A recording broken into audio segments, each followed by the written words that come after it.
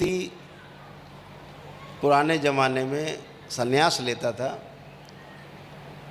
तो हंसी खुशी अपने घर से जाता था। पूरे गांव के लोग उसको विदा करते थे, परिवार के लोग विदा करते थे।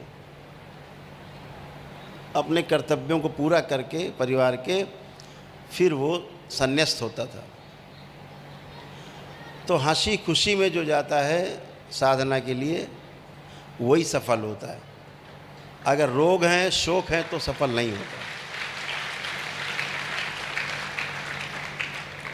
और असली साधना तो घर में रह के है, अपने परिवार के बीच में रह के जो साधना है, उससे बड़ी साधना संसार में नहीं है।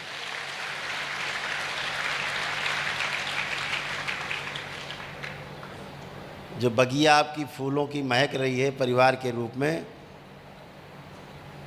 अपने लड़के बच्चे नाती पोते परिवार पूरा, उसके बीच में, बगिया के बीच में जब आप रहते हैं उसका फिर आनंद ही अलग है, फिर उस साधना का आनंद अलग है। इसी को बोलते हैं ना, एक तरफ सन्यास है एक तरफ संसार है,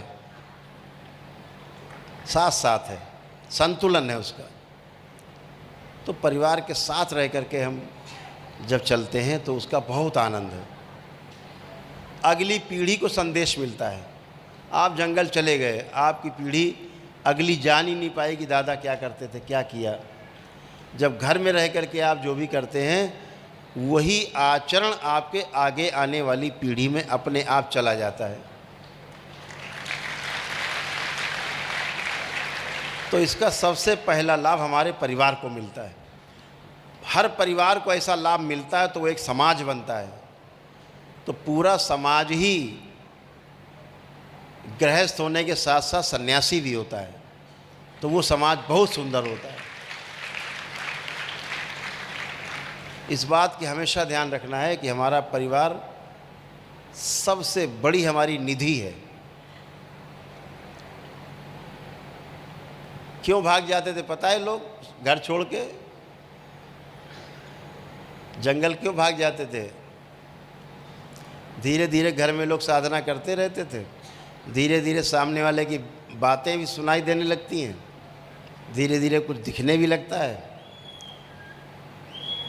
तो पड़ोसी आता, जब आप गाड़ी खरीद के लाते हैं तो पड़ोसी कहता वाह क्या गाड़ी लाए हो, क्या बात है यार, ये बड़ी सुंदर गाड़ी है, वाकई बहुत आरामदायक है। लेकिन अंदर अंदर कह रहा होता बेटा मरोगे इसी गाड़ी से, एक्सीडेंट से तुम हैं।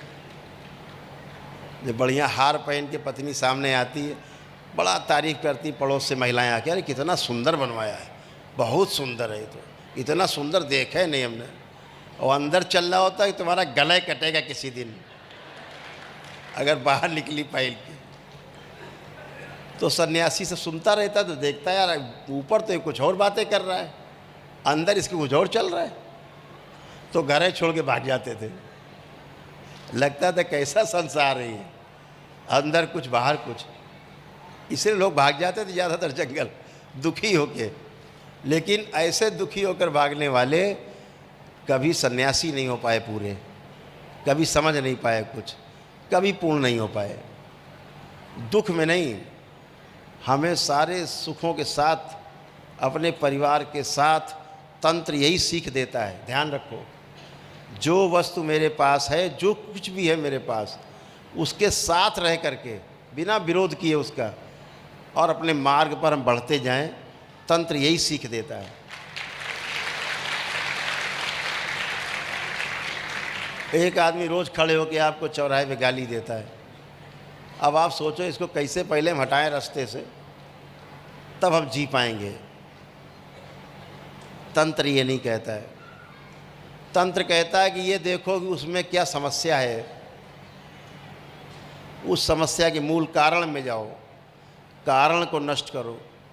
इसकी तुम्हारे प्रति जो जानकारी है कमज़ोर है, इसको पूरी जानकारी कराई जाए, बताया जाए, समझाया जाए। ना समझे तो जैसा है वैसा स्वीकार किया जाए कि इसकी फितरत है, इसका काम ही गाली बके, इसको आनंद मिलता तो उसको आनंद लेने दो, तुम अपने आनंद में रहो, उसको अपने आनंद में रहने दो, दोनों लोग आनंद में रहो। एक गाली दे के आनंद ले रहा है, तुम सुनो ही नहीं, सुन ही नहीं रहे तुम्हारी गाली हम, तो हम भी आनंद में हैं। तो समस्या में लिप्त नहीं होना है, समस्या से दूर रह करके खड़े होंगे जब भी आप, तो समस्या का आपको समाधान दिखेगा। जब भी बात करिए समस्या के समाधान पे बात करिए। समस्या में पूरा विश्व बात कर रहा है, पूरा संसार बात कर रहा है समस्या के ऊपर, समाधान की बात कोई नहीं कर रहा, क्योंकि समाधान है नहीं। उनकी मजबूरी है समस्या पे केवल चर्चा करना। अगर समाधान पे चर्चा होने लगे तो आधे लोगों की तो दाल रोटी बंद हो जाएगी। जितने प्रदर्शन होते हैं, जितने भी आंदोलन होते हैं, ज़्यादातर 90% वो समस्याओं को लेकर के ही होते हैं। अगर उनसे पूछा जाए कि तुम समाधान बताओ, तो समाधान उनके पास भी नहीं है। तो तुम्हारी समस्या है और तुम्हारे पास अगर समाधान नहीं है तो वो समाधान कोई दूसरा नहीं निकालेगा, समाधान आपको ही निकालना होगा। परिवार की समस्या हो, चाहे स्वयं की समस्या हो, चाहे समाज की समस्या हो, समाधान बैठ कर के ही निकलेगा, समाधान स्वयं से निकलेगा। इस बात को हमेशा ध्यान रखो। और